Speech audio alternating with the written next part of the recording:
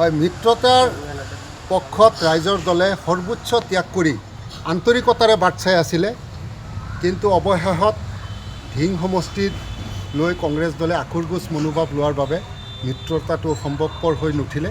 ইতিমধ্যে আপোনালোকে গম পাইছে, যোৱাকালি আমাৰ সন্মানীয় সভাপতি অখিল গগৈ ডাঙৰীয়াই এক প্ৰেছ বিবৃতি যোগে গোটেই অসমবাসীক প্ৰতিটো মুহূৰ্তৰ মিত্ৰতাৰ খবৰ আৰম্ভণিৰে পৰা অখিল গগৈ ডাঙৰীয়াই ৰাইজক অৱগত কৰি আহিছে।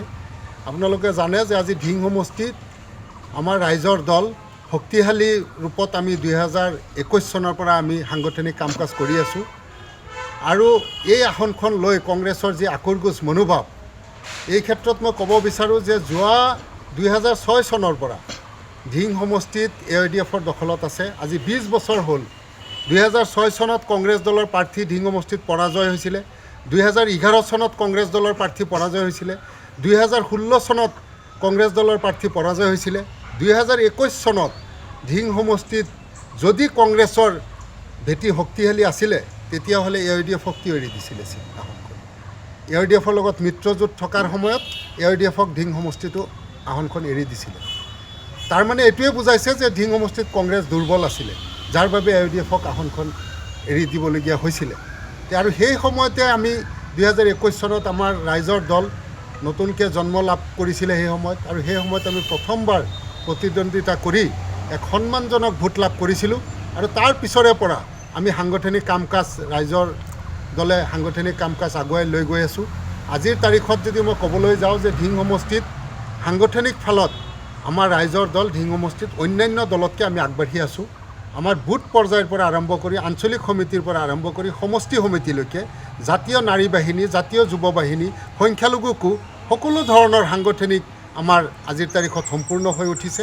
তেনে ক্ষেত্ৰত আমাৰ ধিং সমষ্টিটোত আমি নগাঁও, মৰিগাঁও, কাৰ্বি আংলং এই তিনিখন জিলাৰ ভিতৰত মাত্ৰ এখনেই ৰাইজৰ দলে এখন আসনেই বিচাৰিছিলোঁ, সেইটো হৈছে ধিং সমষ্টি। কিন্তু কংগ্ৰেছৰ আকুৰগোজ মনোভাৱৰ বাবে আজি এয়া মিত্ৰতা সম্ভৱপৰ হৈ নুঠিলে। আমি ধিং সমষ্টিবাসী ৰাইজৰ মাজত আমি এটাই অনুৰোধ আৰু আহ্বান জনাওঁ যে আমাৰ ৰাইজৰ দলক মাত্ৰ এবাৰৰ বাবে এবাৰ বিশ্বাস কৰক। আমাৰ ৰাইজৰ দলৰ ধিং সমষ্টিত যি অভাৱ অনুভৱ কৰিছে আজি 20টা বছৰে, আমাৰ ৰাইজৰ দলক যদি ধিং সমষ্টিৰ ৰাইজে আজি আদৰি লোৱা দেখা পাইছোঁ।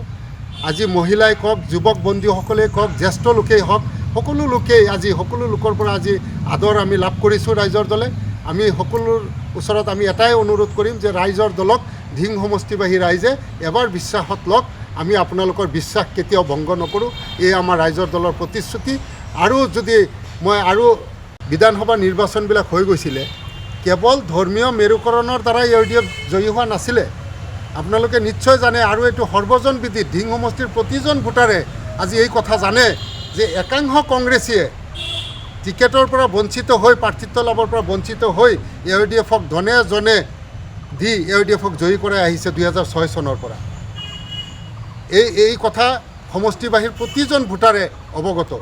আৰু তেনে ক্ষেত্ৰত আমাৰ ৰাইজৰ দল এটা আঞ্চলিক দল, আৰু আমাৰ ৰাইজৰ দলে অখিল গগৈ ডাঙৰীয়াৰ নেতৃত্বত আমাৰ যি ৰাইজৰ দল, আমাৰ ৰাইজৰ দলক সাধাৰণ আমি শ্ৰমজীৱী ৰাইজৰ কাষত আছোঁ। আমি আশাবাদী যে এইবাৰ ধিং সমষ্টিত 2026 চনত ৰাইজৰ আশীৰ্বাদত, ৰাইজৰ মৰমত আমি ধিং সমষ্টিৰ আকাশত, নীলিম আকাশত ৰাইজৰ দলৰ পতাকা উৰিম। যিকোনো খবৰৰ বাবে যোগাযোগ কৰক আমাৰ এই নম্বৰত 9181 307 2221।